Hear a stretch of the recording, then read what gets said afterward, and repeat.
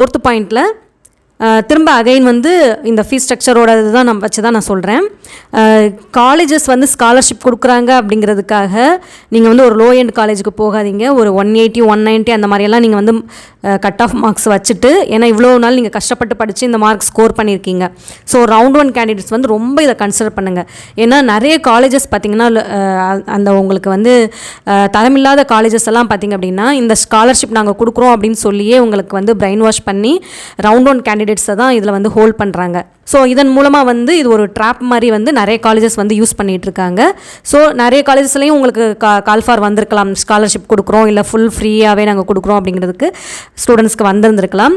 But நீங்கள் வந்து இப்போ ஒரு 190 வச்சுக்கிட்டு நீங்கள் வந்து ஒரு என்ன சொல்கிறது, ஒரு 160 170 அது வந்து நாங்கள் ஃபுல் பே பண்ணுறோம் அப்படிங்கிற மாதிரி எல்லாம் சொல்லி உங்களுக்கு அந்த ட்ராப்பில் இருந்தால் அந்த மாதிரி ட்ராப் இருந்ததுன்னா நீங்கள் அதிலலாம் விழாதீங்க. உங்களுக்கு டாப் காலேஜஸ்லேயே உங்களுக்கு நிறைய கிடைக்கிறதுக்கான வாய்ப்புகள் இருக்குது. ஸோ அதெல்லாம் நீங்கள் மனசில் வச்சுட்டு நீங்கள் அதுக்கு தகுந்த மாதிரி சாய்ஸ் ஃபில் பண்ணுங்கள். ஒரு சில காலேஜஸ்லாம் வந்து ஸ்காலர்ஷிப் கொடுக்குறோம் அப்படின்னு சொல்லிடுற பேரில் வந்து கொடுப்பாங்க. அதுவும் ஃபஸ்ட் இயரில் வந்து கொடுக்குற மாதிரி கொடுப்பாங்க. அதுக்கப்புறம் நீங்கள் 3 வருஷமும் நீங்கள் அதற்கடுத்து வந்து உங்களுக்கு 1.5 லட்சத்துக்கு மேலே ஃபீஸ் இருந்ததுன்னா கட்டுற மாதிரி சூழ்நிலைகள் இருக்கணும். ஸோ அதெல்லாம் மனசில்